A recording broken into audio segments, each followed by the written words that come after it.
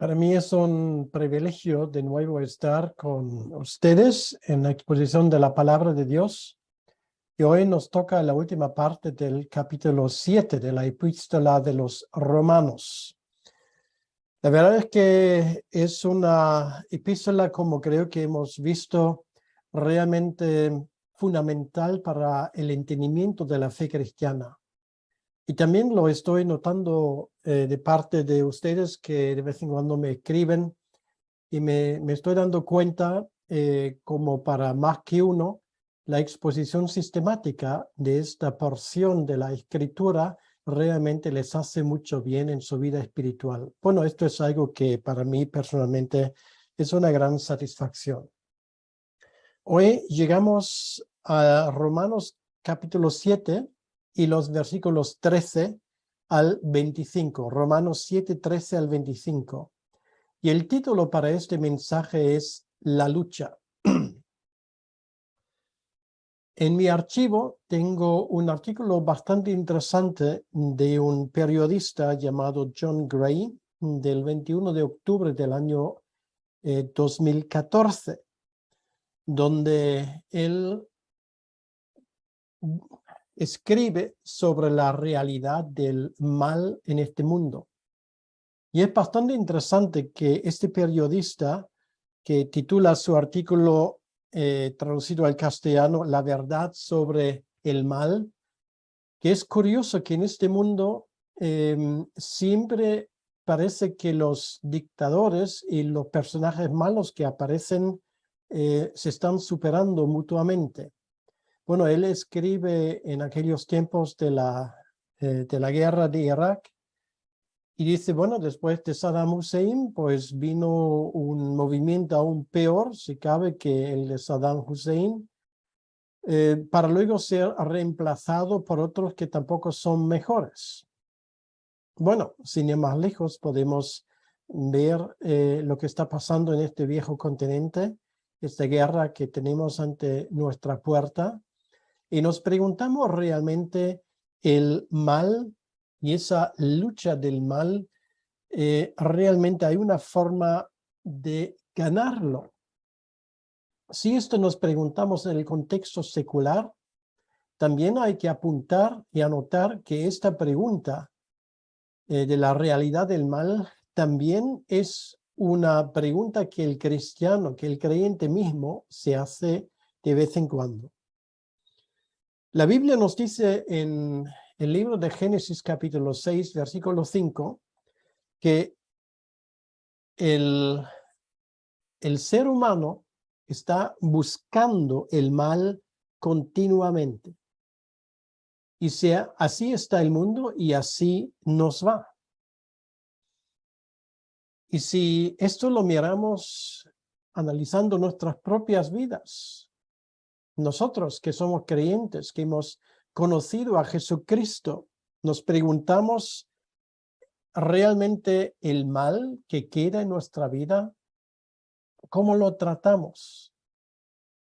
¿Cómo sobreviviremos esa tensión entre el mal que está allí, pero que no queremos tener en nuestra vida, y el bien que tantas veces somos incapaces de hacerlo?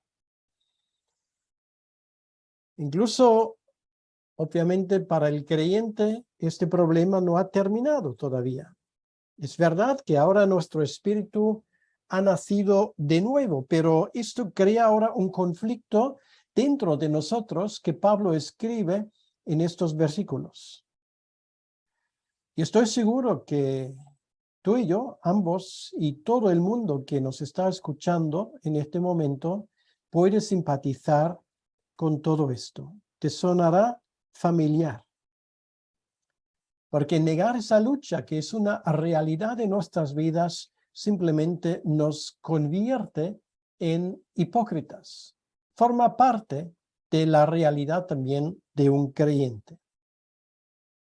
En el contexto nos hemos dado cuenta que Pablo mantiene que el creyente ha sido declarado justo en un acto forense por los méritos de Jesucristo, Pero al mismo tiempo, ahora en este pasaje que vamos a leer en un momento, dice que todavía queda algo que no se casa bien con este nuevo nacimiento, que es el lastre que aún arrastramos de nuestra vieja vida. Bueno, sin ir más lejos, vamos a escuchar ahora lo que Pablo escribe sobre este tema y creo que nos vamos a dar cuenta que realmente es un tema muy práctico porque tiene que ver con cada uno de nosotros personalmente. Voy a leer de Romanos capítulo 7, los versículos 13 al 25, Romanos 7, 13 al 25, y dice así la palabra de Dios.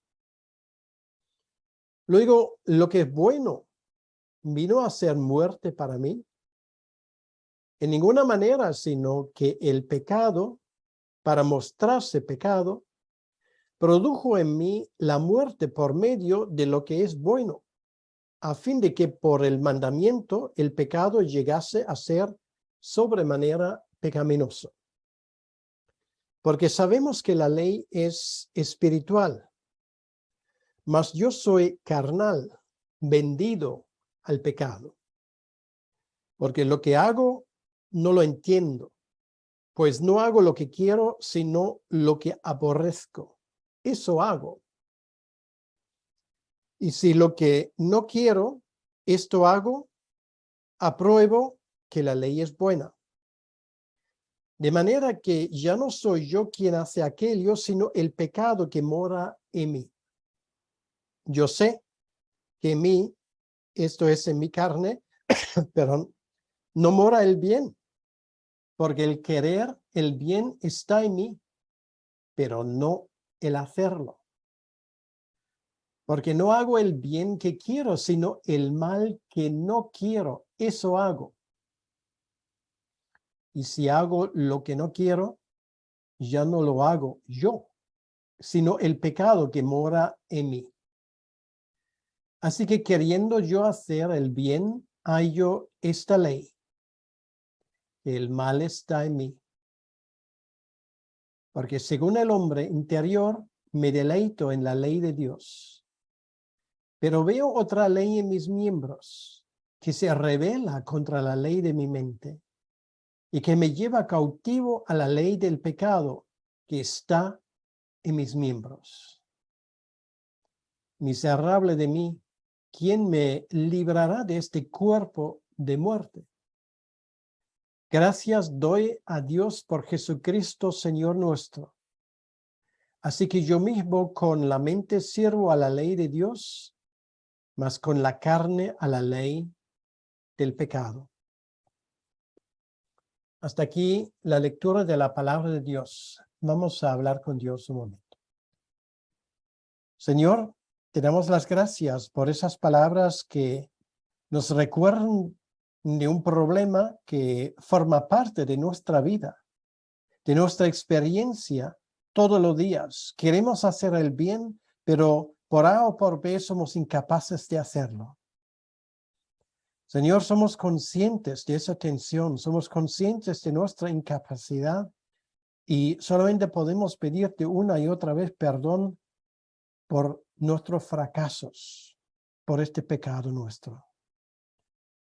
Al mismo tiempo, ese texto termina con una nota de aliento y de ánimo. Gracias, nuestro Señor Jesucristo, por lo que tú has hecho, por lo que tú has hecho en nuestras vidas.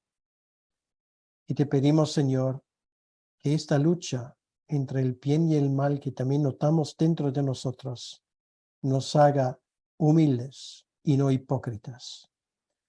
Te lo pedimos en tu nombre, Señor. Amén.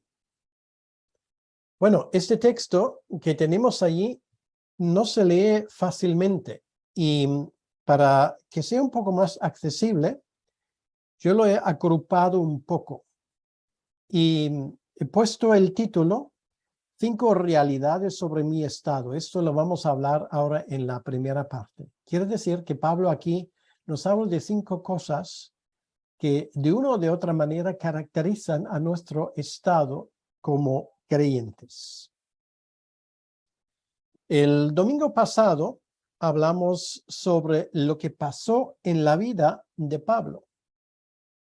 Él, siendo fariseo y estudiando la ley y siendo uno de los teólogos más prometedores de su tiempo, finalmente se da cuenta que delante de Dios, todas sus obras, toda su teología, todo su conocimiento, todos sus esfuerzos, todos sus intentos no sirven para nada. Porque él entendió la ley mal, lo entendió como una forma, para decirlo así, de ganar favores con Dios, de ganar puntos con Dios, de acercarse a Dios por medio de la obediencia a la ley, y se da cuenta que esto llega a ser cada vez más complejo y cada vez más imposible. Y ahora en el pasaje de hoy, él está analizando su situación actual. Y creo que es un pasaje con el cual nos podemos identificar bastante bien, y aunque es un pasaje a primera vista un poco deprimente, al mismo tiempo nos damos cuenta que nos trae esperanza. Porque esa lucha que llevamos dentro no es algo que pasa desapercibido para Dios. Él se da cuenta de ello, de hecho, forma parte de nuestra naturaleza. Pablo nos enseña algunas cosas muy importantes que tenemos que entender como creyentes, y por eso puse esos 5 cosas que hablan del estado del creyente, de realidades en la vida de un creyente. ¿Por qué? Porque aparte de tener su base en la Escritura, Pablo lo ha observado en su propia vida. La primera verdad, él expresa en el versículo 13, donde dice: luego, lo que es bueno vino a ser muerte para mí. O sea, él está hablando de la ley. En ninguna manera, aquí otra vez tenemos esa negación tajante, sino que el pecado, para mostrarse pecado, produjo en mí la muerte por medio de lo que es bueno, a fin de que por el mandamiento el pecado llegase a ser sobremanera pecaminoso. O sea, el primer punto, para resumir ese versículo 13, es: la ley no es pecado, pero se sirve del pecado para enseñarnos una lección. Pablo repite lo que exponía antes, porque precisamente de eso hablamos hace una semana. No es mala la ley de Moisés. No son malos los 10 mandamientos. Los malos somos nosotros. Y tanto los 10 mandamientos como la ley es simplemente una forma, una herramienta para poner de manifiesto nuestro estado pecaminoso. Lo malo somos nosotros, estropeados completamente por el pecado. Y de esto podemos encontrar analogías en la vida cotidiana sin fin. Por ejemplo, si alguien está enfermo, se pone un termómetro, y si no le gusta lo que marca el termómetro, porque dice que tiene fiebre, entonces no te sirve enfadarte con el termómetro. El malo no es el termómetro, el malo es la enfermedad que tienes. Si has pasado alguna vez, o mejor dicho, no pasado por la ITV, por la Inspección Técnica de Vehículos, y se negaban a darte pues la posibilidad de seguir con tu coche, sino exigieron que tienes que hacer una serie de reparaciones, pues a la primera nos cae como una losa, cae muy mal. Y lógicamente tenemos la tendencia de echar la culpa a la ITV porque son muy estrictos, porque en fin. Pero realmente lo malo no son ellos. Ellos tienen sus parámetros. Lo malo, o el malo en este caso, es nuestro coche. Y tenemos que ponerlo al punto. Y así podríamos seguir. El domingo pasado usé el ejemplo del vaso. Si tienes un vaso con suciedad dentro, y lo deja reposar, pues esa suciedad poco a poco se va a posar en el fondo del vaso. Pero si luego coges una cuchara y remueves el agua, pues se pone turbio otra vez. Y esto es exactamente lo que hace la ley. La ley, esos mandamientos que tenemos en el Antiguo Testamento, hace que somos conscientes de nuestro pecado. Bueno, esto es el primer punto. Y Pablo lo aclara muy bien. La ley no es pecado, sino la ley se sirve del pecado. Lo segundo, y aquí voy a recoger 3 versículos que son el versículo 14, 18 y 21, porque en ese sentido enseñan lo mismo. Es el segundo punto. La ley es espiritual. Nosotros somos carnales. Bueno, antes hay que aclarar qué significa espiritual. Espiritual significa que viene de parte de Dios. Pablo lo dice en otro momento, la ley es santo, porque la ley pertenece a Dios. Y no solamente esto, la ley refleja a Dios. Ya hemos hablado un poco de esto. Por lo tanto, es espiritual. Sin embargo, nosotros, llamámoslo, nuestro antiguo hombre, no ha cambiado. O sea, el cuerpo que llevo sigue siendo el mismo cuerpo. Y ocurre una cosa, y esto es una lucha típica de un creyente. Una persona que no es creyente no tiene ese problema, ¿vale? ¿Por qué? Bueno, porque sucumbe a cualquier tentación, porque tiene otro tipo de estándares, y por lo tanto lo que para nosotros es un problema, para el que no es creyente no es un problema.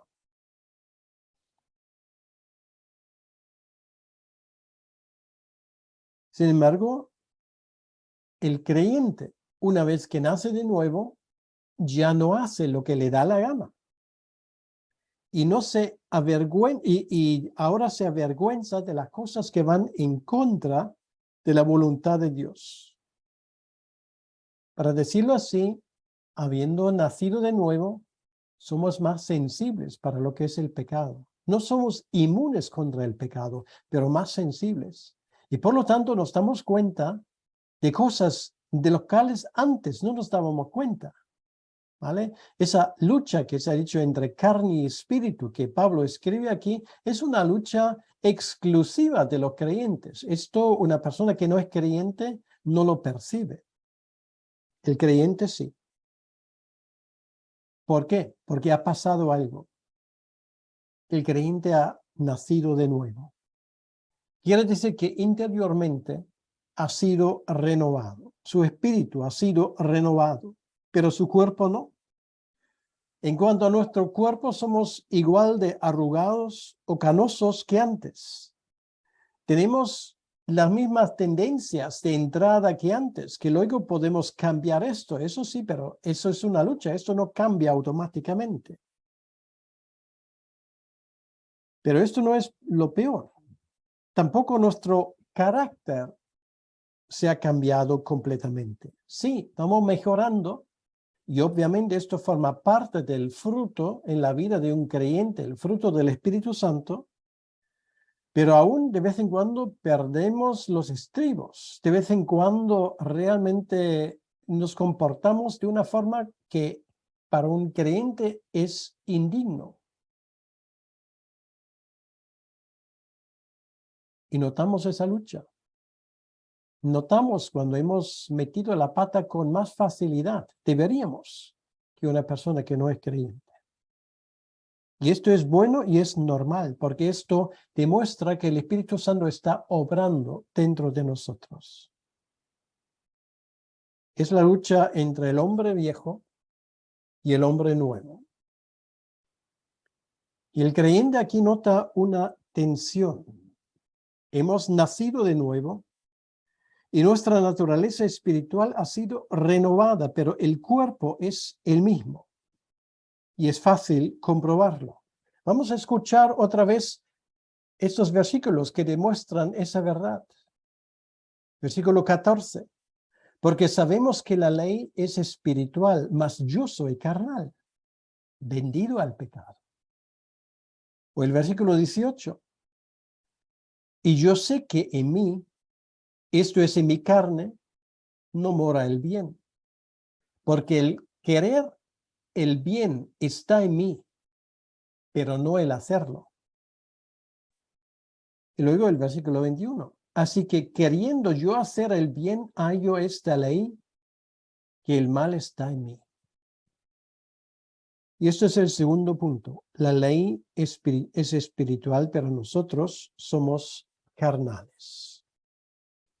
Ya no pecamos a gusto, pero pecamos. Y ahí viene el tercer punto que tenemos que saber en cuanto a nuestro estado actual como creyentes. Sabemos lo que tenemos que hacer, pero no lo hacemos. Eso lo expresa en el versículo 15, el versículo 19. El versículo 15 dice, porque lo que hago, no lo entiendo. Pues no hago lo que quiero, sino lo que aborrezco, eso hago. El 19, porque no hago el bien que quiero, sino el mal que no quiero, eso hago. Y el resultado de esto viene de lo que vimos antes, la lucha entre carne y espíritu, entre la naturaleza antigua y la naturaleza nueva. En otras palabras, sabes perfectamente lo que tienes que hacer, pero al mismo tiempo notas que hay una fuerza dentro de ti que no quiere que tú lo hagas. ¿Lo has sentido alguna vez? ¿Te has sentido alguna vez impotente y caes una y otra vez en el mismo pecado? Y casi te vuelves loco porque parece que no hay esperanza que esto mejore. Uno de los mejores ejemplos de esto es Martín Lutero. A veces se deprimió en su propia vida ante ese abismo que vio dentro de sí mismo. Y dijo en una ocasión, tenemos que ahogar ese monstruo que hay en nosotros. Y luego añade, pero ocurre una cosa, este bicho sabe nadar. Y esto es, no sé si has luchado alguna vez, y perdón que entre en ese tema, pero es un tema que ilustra muy bien esa verdad. Hay gente que en alguna ocasión, entrando en el cuarto de baño, pues ve alguna cucaracha. Y lo lógico es que o la aplastas con el pie y bueno, y asunto terminado, o hay gente que lo pone en un vaso, o sea, con un papel por debajo y lo mete en la taza del váter. Bueno, ¿qué ocurre? Tú puedes darle al agua, pero el chorro de agua no lo va a ahogar, ¿vale? O sea, se mantiene en el agua y sigue de buena salud.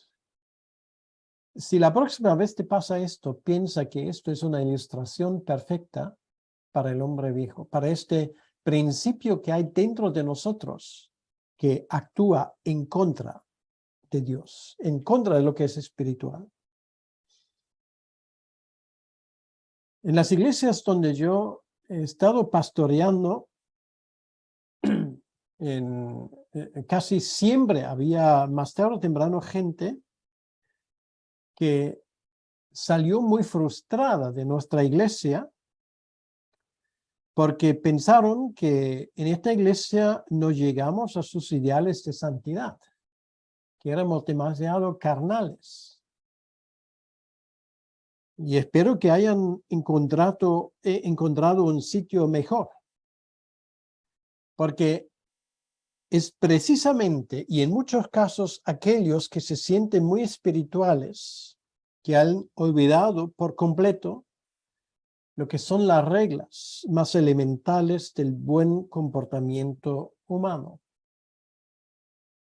Espiritual no es necesariamente lo que yo considero espiritual. Espiritual es lo que la Escritura me enseña que es. No son mis propias normas. son las normas de la Escritura. Yo he estado en congregaciones conocidas por su ejemplaridad doctrinal y la impresión que he tenido a veces es estar en un frigorífico. Frialdad por todos los lados, sí. Doctrina muy buena y muy exacta. Pero en lo personal, realmente no han avanzado mucho. ¿Nunca te ha pasado que alguna vez en tu vida de oración, cuando estás orando, hay momentos cuando parece que tocas el cielo? De repente te inunda un pensamiento del cual no estás orgulloso. O sea, en medio de tu tiempo de oración, tu tiempo de comunión con el Señor, de repente se le cruzan cosas por la cabeza y dice, bueno, ¿y por qué me ocurre esto ahora? Pues de eso, mi querido hermano, mi querida hermana, estamos hablando. Porque aún tienes un hombre, y por supuesto, en el lenguaje políticamente correcto tenemos que decir una mujer antigua. Claro, está dentro de ti. Y por eso nos pasan estas cosas. Resumo ese tercer punto, sabemos lo que tenemos que hacer, pero no lo hacemos en muchos casos. Y eso nos lleva al cuarto punto. Tenemos que reconocer que el problema está dentro de nosotros y no tiene nada que ver con la ley. El versículo 16 dice, y si lo que no quiero, esto hago, apruebo que la ley es buena. Y el versículo 22 dice, porque según el hombre interior me deleito en la ley de Dios. Esto era la experiencia de Pablo. ¿Nunca te ha pasado? ¿Lees la Biblia? ¿Estás en un culto? ¿Estás en una conferencia excelente? Dios te habla, te levanta el espíritu y notas que la palabra de Dios se está convirtiendo en algo vivo, en algo real en tu vida. Pero luego sales y al poco tiempo, como si esto llegase de la nada, tienes una discusión con un hermano, con una hermana. O alguien se te cruza por el camino y te agua el día. Y a veces esto nos lleva a decir cosas que no deberíamos haber dicho. Y luego nos damos cuenta que no hemos hecho bien. Pero entras en una dinámica y antes de que puedas salir notas que no puedes parar el carro. Eso también puede pasar en más de una reunión de iglesia. La palabra de Dios es buena, pero tú no lo eres. Esto es la gran realidad. Y esto, en vez de convertirnos en fariseos o llevarnos realmente a una situación de estar continuamente abatido, nos debería hacer humildes, llevarnos a los brazos de nuestro Señor. Y esto ahora tiene que ver con el quinto punto, y con este quinto punto voy a terminar. El pecado me lleva a hacer el mal. El pecado, no la ley. Versículo 17 dice, de manera que ya no soy yo quien hace aquello, sino el pecado que mora en mí. Versículo 20, y si hago lo que no quiero, ya no lo hago yo, sino el pecado que mora en mí.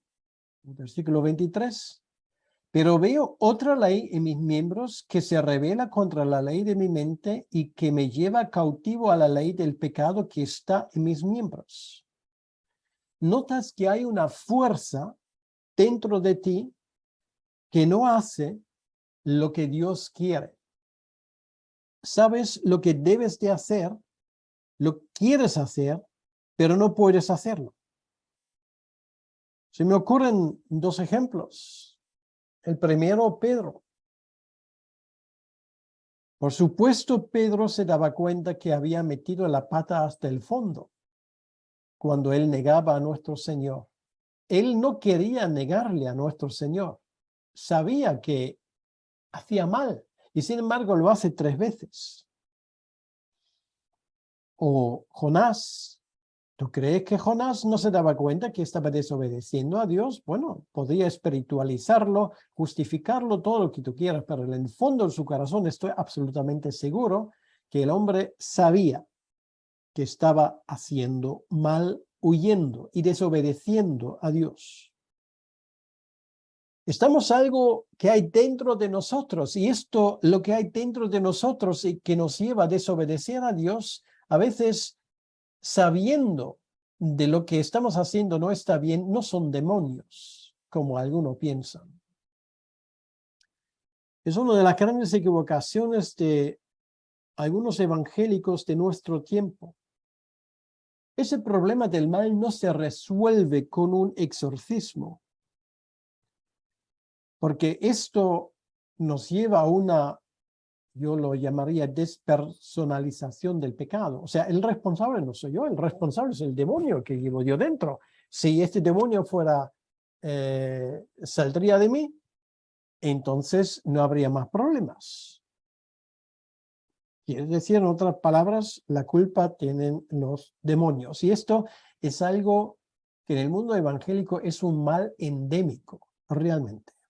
No, el problema no son los demonios. El problema, y aún mucho menos en el caso de un creyente que no puede ser poseído por un demonio, y esto, bueno, es una buena teología que convenientemente pues, se olvida completamente en esos círculos. El tema es mucho más profundo. Hay algo dentro de nosotros que intrínsecamente está ligado a mi propia persona. Y esto, y ahora vamos a mirar los últimos 2 versículos, esto lleva a Pablo al borde de la desesperación. Dice el versículo 24, miserable de mí, ¿quién me librará de este cuerpo de muerte? De nuevo, Pablo habla de sí mismo. Es algo que realmente es una lucha que él lo conoce de su propia vida, siendo él mismo apóstol.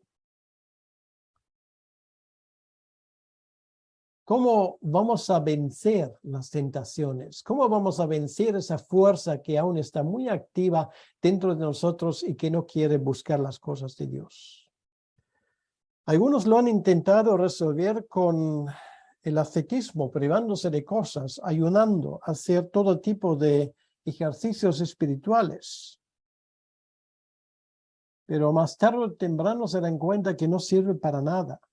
Tú puedes autoflagelarte, puedes ayunar, puedes retirarte del mundo y vivir en una cueva, puedes encerrarte en tu habitación, no te va a servir para nada porque el pecado va a estar contigo. ¿Por qué? Porque el problema está dentro de ti. Ahí tenemos el ejemplo de Noé y el diluvio.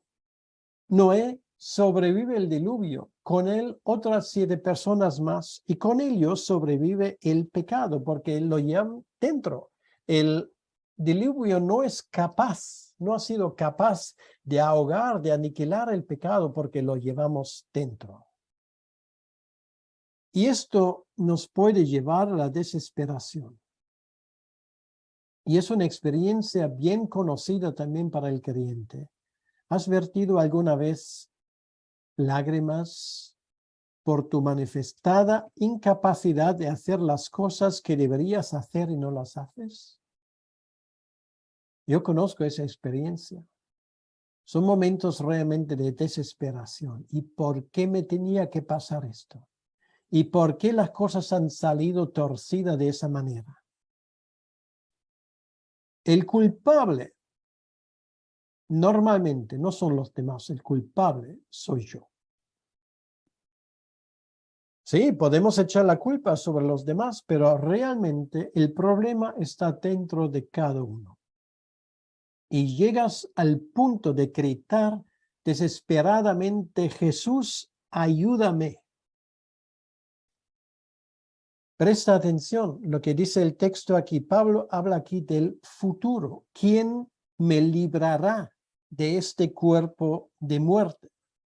Todavía nos toca luchar esas batallas, todavía no hemos llegado a la meta, todavía estamos bajo los efectos del pecado, todavía estamos en ese viejo cuerpo con todo lo que esto engloba. Al mismo tiempo hemos nacido de nuevo, pero aún nos deprimen los efectos de nuestra incapacidad. Pero llegará ese momento, llegará cuando Jesús nos librará, como dice Pablo aquí, de este cuerpo de muerte. Y por eso lo dice en el versículo 25, gracias doy a Dios por Jesucristo, Señor nuestro. Así que yo mismo, con la mente sirvo a la ley de Dios, mas con la carne a la ley del pecado. Llegará el momento cuando todas estas luchas quedan atrás. Llegará. Llegará el momento cuando pasamos de esta vida frustrante a la gloria eterna. Llegará el momento cuando finalmente sentimos como las limitaciones de nuestro cuerpo, de la carne, quedan atrás. Y en ese momento sentiremos una inmensa liberación. Esto será el momento glorioso cuando pasamos por esta puerta llamada muerte a una gloria que no nos podemos imaginar. Llegará el momento cuando te postrarás a los pies de tu Señor y de tu Salvador para darle las gracias por esta redención, también por la redención de tu cuerpo, porque te guardará un cuerpo de resurrección. Llegará el momento cuando Él secará las lágrimas, fruto de tu sufrimiento y de tu desesperación. Llegará ese momento. Llegará el momento cuando serás libre de este cuerpo de muerte y tendrás un nuevo cuerpo. Serás liberado de esa tendencia desastrosa de buscar siempre lo equivocado y lo malo. Llegará el día de la redención completa que incluye a tu cuerpo. Cuando la muerte aquí nos sirve de puerta de entrada de una gloria jamás esperada. Cuando de las tinieblas pasaremos a la luz, cuando de este valle de sombras pasaremos a una pradera florecida, pues lo voy a decirlo así, bajo un sol radiante. Cuando pasemos del sufrimiento a un bienestar sin fin, a una larga mañana de primavera eterna, llegará ese momento y llegará tal vez pronto. Llegará ese día y piensa en ello cuando el pecado de tus propios hermanos en la fe te causa sufrimiento. Y también tu propio pecado. Esto te debería llevar al punto de ser generoso, no apartar tu vista de la cruz que te marca el camino. Dice Pablo aquí, gracias doy a Dios por Jesucristo nuestro, Señor nuestro. Así que yo mismo con la mente sirvo a la ley de Dios, mas con la carne a la ley del pecado. Esto aún es la realidad, pero llega el momento cuando esa realidad cambiará completamente. No solamente creemos en la redención del espíritu, esto ya ha pasado, sino creemos también en la redención del cuerpo, en la resurrección del cuerpo. No creemos en un neoplatonismo espiritualizando todo, sino creemos que vamos a estar completamente redimidos con carne y espíritu, ese cuerpo espiritual que el Señor tiene preparado para nosotros. Esto nos debería animar, me anima a mí y debería animarte a ti. Vamos a darle las gracias al Señor. Señor, gracias, te decimos con Pablo, gracias te damos por Jesucristo, Señor nuestro. Gracias por esa gran redención. Gracias por haber cuidado de nosotros en todos los aspectos y aún nos espera la redención de nuestro cuerpo. Esa carne que de vez en cuando nos juega una mala pasada, pero llegará el momento cuando esto finalmente queda atrás. Te damos las gracias, Señor, que tu redención será perfecta. Te alabamos a ti y te damos las gracias, Señor. En tu nombre. Amén.